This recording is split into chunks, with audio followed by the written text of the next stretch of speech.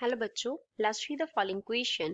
Two long conductors separated by a distance d carry current I1 and I2 in same direction. They exert a force F on each other. Question में हमें to long conductors दिए गए हैं, दोनों का separation d है, current का values given है I1 एंड I2, डायरेक्शन जो है वो सेम है, वो F फोर्स एक्सर्ट करती हैं. Now current in one of them is increased to 2 times and this direction is reversed.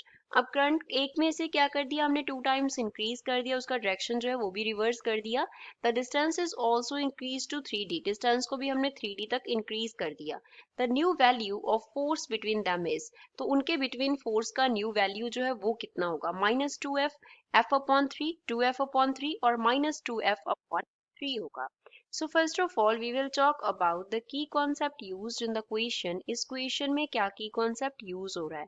तो सपोज हमारे पास क्या है, इस तरीके से टू पैरेलल कंडक्टर्स हैं, लॉन्ग कंडक्टर्स. इसमें जो करंट है वो हम I1 कंसिडर कर लेते हैं, इसमें करंट I2 कंसिडर कर लेते हैं. इनका जो सेपरेशन है लेट अस सपोज वो D है. तो अगर सेम डायरेक्शन में करंट होता है तो ये क्या करते हैं, एक दूसरे को अट्रैक्ट करते हैं. तो F फोर्स से ये क्या करेंगे, अट्रैक्ट करेंगे. तो F जो होगा वो किसके इक्वल होगा, म्यू नॉट अपॉन 2 पाई. म्यू नॉट परमेबिलिटी होता है, यहाँ पे होता है प्रोडक्ट ऑफ करंट्स अपॉन में सेपरेशन इनटू लेंथ. L जो है वो क्या डिनोट कर रहा है, L लेंथ को डिनोट करता है. L here denotes length of each conductor. तो इतना फोर्स एक्ट करेगा. अब इस क्वेश्चन को सॉल्व करते हैं. तो पहला तो हमारे पास यही केस था जो हमने की कॉन्सेप्ट में डिस्कस किया. I1 और I2 क्या है हमारे पास, सेम डायरेक्शन में है, वो अट्रैक्ट कर रहे हैं, F फोर्स एक्सर्ट करती है. तो F का जो फॉर्मूला है वो हमने क्या लिख लिया, F is equals to mu naught upon 2 pi into I1 into I2 upon में D इंटू क्या हो गया, L हो गया. अब हमने क्या किया, एक के करंट को क्या कर दिया, चेंज कर दिया. कितना कर दिया, एक तो डायरेक्शन इन्वर्ट कर दिया, दूसरा उसका वैल्यू डबल कर दिया. तो I1 डैश जो होएगा वो क्या होएगा, -2 I1 होगा.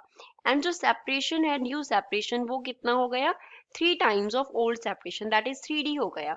तो F जो है वो F डैश हो गया, किसके इक्वल होगा, mu naught upon 2 pi as it is. I1 की जगह पे क्या आ जाएगा, -2 I1 हो जाएगा. यहाँ पे क्या आ गया, I2 एज इट इज, साथ में L आ गया, अपॉन में क्या आ गया हमारे पास, D. D की जगह पे D डैश होगा तो 3D आ जाएगा.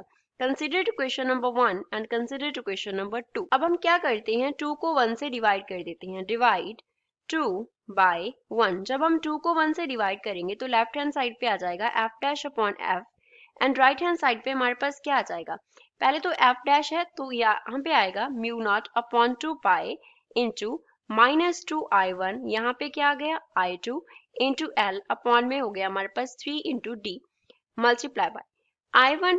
F का जो वैल्यू है वो क्या हो जाएगा, इन्वर्ट हो जाएगा. तो 2 पाई इंटू D ऊपर चला गया, नीचे क्या आ गया हमारे पास, mu not into I1 into I2 into साथ में क्या आ गया हमारे पास, L आ गया.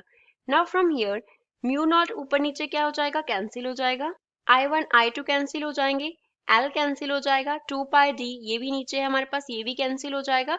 तो क्या रह गया, F डैश अपॉन F जो है वो इक्वल आ गया -2/3 के, विच मीन्स न्यू फोर्स जो उनके बिटवीन एक्ट करेगा वो कितना होगा, -2/3 टाइम्स ऑफ F होगा. So this is final answer for the given question.